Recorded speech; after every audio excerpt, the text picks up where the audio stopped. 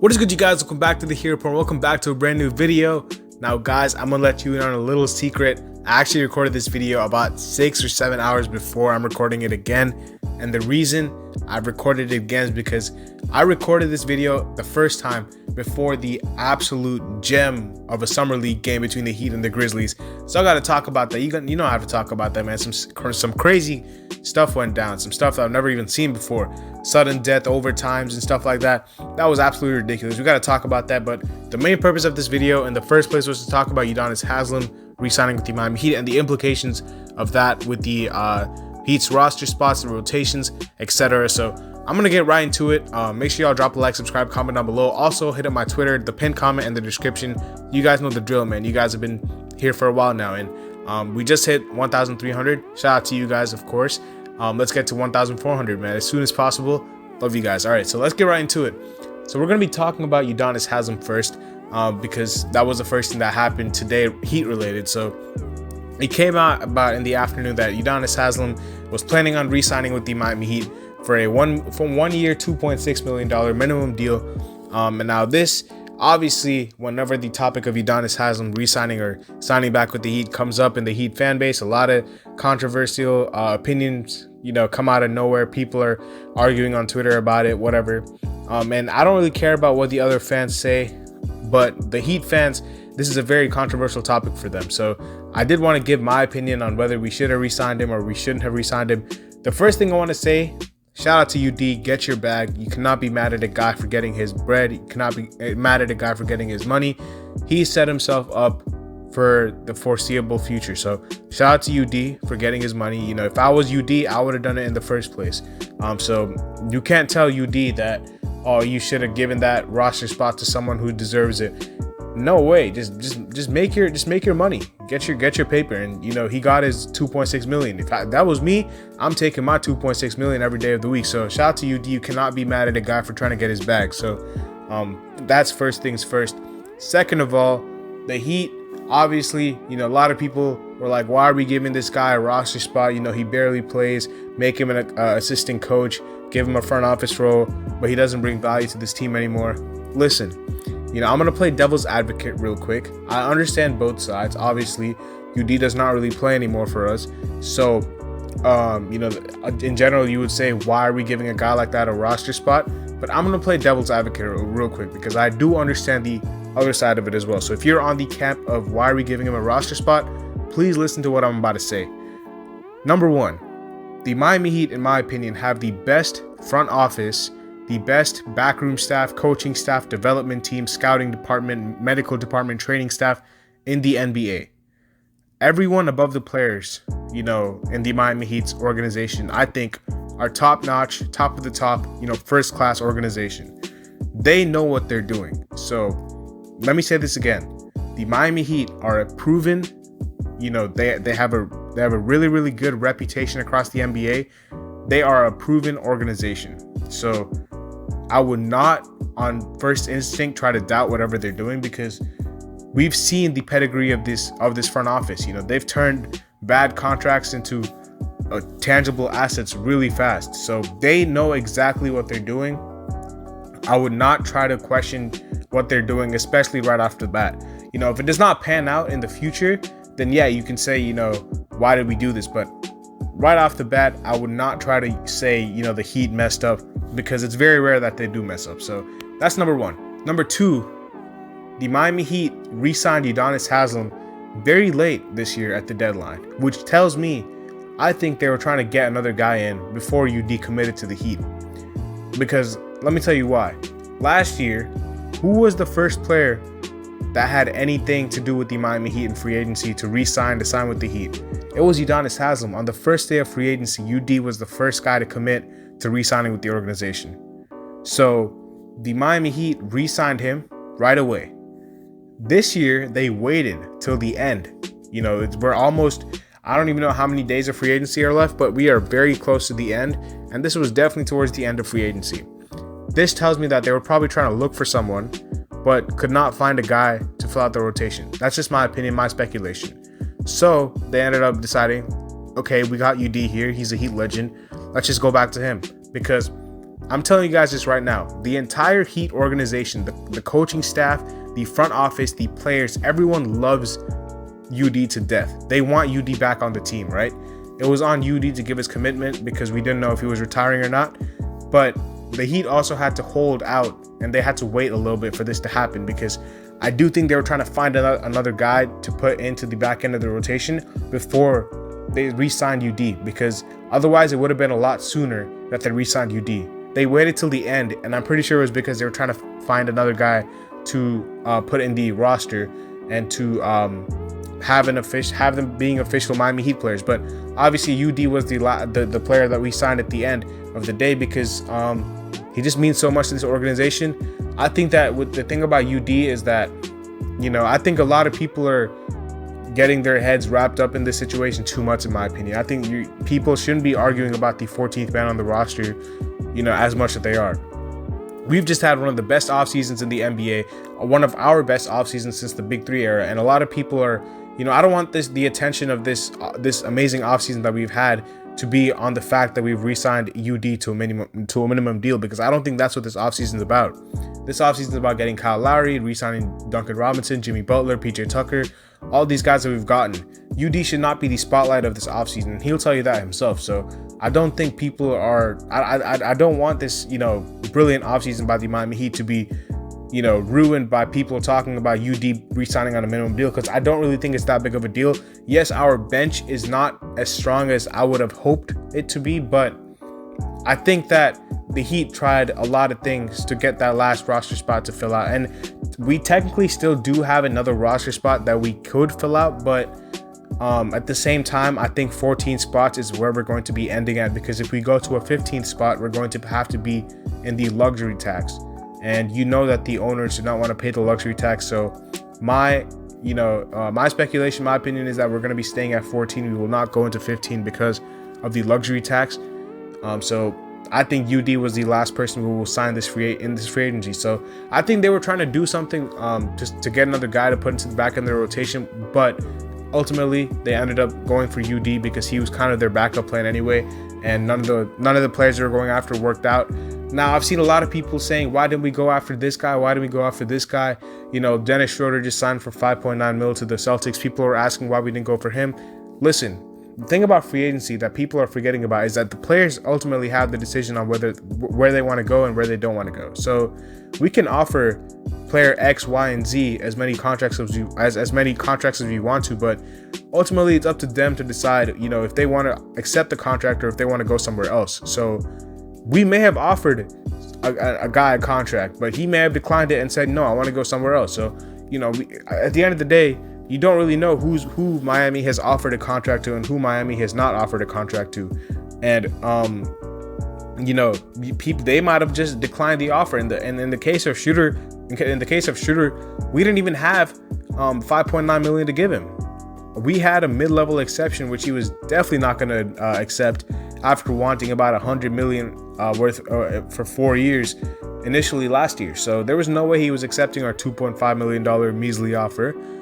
He went to the Celtics where he's going to get $6 million, which is still not amazing considering what he wanted before from the Lakers, but it is still $4 million more than what we offered at first. So than what we had to offer in the first place. So I think that the thing about free agency that a lot of people don't understand is that it's not like the trade deadline where the Heat are in full control of who they trade and stuff like that. You can offer a player whatever contract you want to offer them, but at the end of the day, they have the opportunity to decline and accept whatever they want to decline and accept. So if we offered, I'm just throwing a name out there. I'm not saying we offered this guy a contract, but I'm just throwing a name out there as an example.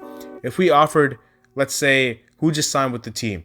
If we offered Bielitsa a contract, right? He might have said, I'll consider your offer, and then he might have just said, no, I'm going to the Warriors. So I think a lot of people are not really taking that into consideration, because the Heat may have tried to sign some guys to come off the bench, but they decided it might have to be UD because they didn't find anyone that would accept their offers. So, and you can't really blame the front office for that, because at least they try to offer some guy a deal, because I'm almost 100% sure that the front office try to offer someone a deal before signing UD, because there's no way it would have dragged on this late. And maybe it dragged on this late because UD was still contemplating about his future. But you know, we are, I don't know how many months removed from the NBA, from since we've gotten eliminated from the playoffs. So yeah, I mean, obviously we saw UD at the Summer League game today, so that kind of inks in his future with the Miami Heat. But that's what I have to say about the UD situation. Obviously, just seeing both sides of it, I don't think it's as big of a deal as a lot of people should be making. I do think that it's going to be big for our guys though off the bench, because our guys off the bench are going to have to really step up, especially Tyler. I think Tyler, like I said in the last video, Tyler's going to have to be a Sixth Man of the Year type player. And I saw a couple people in the last video saying that an X factor is not what Tyler is, and that was kind of confusing to me. Like I understand if he was not your biggest X factor, but I've seen people saying that an X factor is a guy who's going to consistently show up. Like that's not what an X factor is. An X factor is a guy that you don't know what you're going to get from him, but when he delivers, it can propel your team to victories. So the example I would use is when Jay Crowder was with us. I always had the formula that whenever Jay Crowder hit 5 threes, we would probably win the game. And that's what I had been going by. Now, obviously, there were games that we lost, but more than not, whenever Jay Crowder hit 5 threes, we won the game. So it's like that with Tyler. You know, Tyler is not the most consistent player, but whenever he scores X amount of points, we can win the game. And that's what an X factor is. You know, Duncan Robinson, he is not an X factor because we know what we're getting from Duncan. You know, Tyler, we don't really know that. I would say X factors on this team are guys like Tyler. Victor Oladipo was a really good one that I saw a lot of people mention. Even Omer Yurtseven if he's given the minutes. But yeah, I just wanted to clear that up. But yeah, it's going to be a big year for Tyler, man, off the bench. Same with Keith or PJ, whoever comes off the bench. Dwayne Dedman for sure. But this is going to have to open up guys for the spots for the younger guys to step into the bench unit, because we only have 3 solidified guys there. And then we have the guys like Gabe Vincent, Max Strus, KZ Okpala, and then Yurtseven and also UD. So it's some of these guys are going to have to step up. We don't know who it's going to be. I'm going to tell you guys this right now. If KZ Okpala does not find his way into a rotational spot this year, I think this is the end of KZ. I don't think there's any way we see him in the future, because there's no way we can do this with KZ anymore. Because this is the perfect opportunity for KZ. This is his golden ticket. Like, I was pretty disappointed again by his Summer League outing, but it's just Summer League. I don't want to, overreact, but from what I'm seeing right now, I haven't really seen any offensive development. Defensively, he's elite, but offensively, just struggling a little bit. A lot, actually, not a little bit. But if KZ cannot find a way into this rotation, this bench rotation, when there's only 3 guaranteed spots and there's still 2 up for grabs, then I don't really know what to say, because, if guys like Gabe Vincent and Max Strus are getting more playing time ahead of KZ, that says a lot, because KZ was on the team a year before both of them. So, we drafted KZ. We traded away 3 second-round picks to trade up for KZ a year before we got Gabe Vincent and Max Strus. And if Gabe Vincent and Max Strus take spots on the bench unit, and KZ is sitting on the bench as being a water boy, then what do we have him on the team for? Because we drafted him a year before these guys, and he's still not playing. So if KZ does not crack into the rotation this year, I think it's the end of KZ. So I think this is a make or break season for him for sure. Now, I think Max Strus, based on what we've been seeing in Summer League, is almost a guaranteed lock to make the roster, to make the rotation. And we're going to be talking about Max Strus, because I do have a lot to say about Max Strus. Let's get to the Summer League game, actually, because I think I've said enough about the UD situation. Oh, also, I think before we get into the Summer League game, I think the one last thing, I think the fact that we did not sign another guy, another backup point guard or backup small forward or whatever, I think that tells me that the Heat are confident that Victor Oladipo's rehab is going pretty well. It's just my opinion. I just think that they're confident that he might come back a little sooner than March, because that was when the Heat were expecting. I know Oladipo's camp was saying December, January, but he might come back around December, January, and we might just have to hold the fort down for a couple of months before he comes back, and he'll come back. And even if he is a fraction of what he was in Indiana, I'll be super happy. So that's just a speculation of mine. Maybe that's how it's going. Maybe I'm just talking nonsense here, but it's just a speculation that I just came up with because I was like, I just wanted to come up with possibilities of why the Heat would not sign another backup guard or small forward. But coming to the Summer League game, Obviously, it was a great game. It was a blowout at the beginning, and then in the third quarter and the fourth quarter, we really chipped away at the lead. Max Strus with 32 points. You know, he shot the lights out of the ball. He's probably gonna get, you know, for sure he's gonna get some rotational minutes this year. He's just a great asset to have. A lot of people speak highly of him. Omer Yurtseven, I thought, had another great game. I think the sky's the limit for him, man. I think if he can probably be a guy that we pair alongside Bam for the future for sure. And I wouldn't be surprised if he gets rotational minutes. Gabe Vincent did not play, but he might get some minutes as well. KZ played. Like I said, not impressed by KZ's offensive game, but hopefully, you know, he figures something out. I haven't really seen anything from him so far this season. The two-way players, man, the two-way players. I think the two-way guys on the roster will be Marcus Garrett and Dejan Giroux, also known as Deke Giroux. I think that they will be the two-way players on this roster. Marcus Garrett, you know, I thought he was a shoo-in even from the beginning. You know, I called the Marcus Garrett one. I'm super happy I did. I predicted that. Deke Giroux, you know, at the beginning it was a little bit, you know, slow to start, but I knew he was going to be a two-way player. Not this game, but the day before when the Heat posted a video about Deke. And I was like, there's no way the Heat are promoting this guy unless they know he's going to be on the roster. There's no way, because they could have done it for RJ Nembhard. They could have done it for anyone else. But the fact that they did it for this guy tells me that he's probably very close to be making a roster spot. And I think that he solidified his roster spot in today's game. He had a great game as a playmaker. He's a very good slasher. Needs to work on his shot, but he's still a very good asset because he's a really good defender. He's a really good passer, and he's really good, slasher at the rim. So I'm super impressed by what he showed me. Marcus Garrett with the defense as well, and also the finishing of the rim, finishing at the rim. Yurtseven, like I said, had a slow start, but in the second half really kicked on. Had some big buckets in the fourth quarter and in overtime. Max Strus was Max Strus, man. That shot, he just walked up like he was KD. That gave me Dion Waiters vibes where he absolutely just, you know, drained it against the Warriors. So super happy for Max Strus, man. You know, I knew that shot was good as soon as it left his hands. It just looked so clean. Yeah, happy for Max Strus. He's definitely gonna get some take this year. Definitely gonna get some minutes, and I can't wait to see what he does on the floor.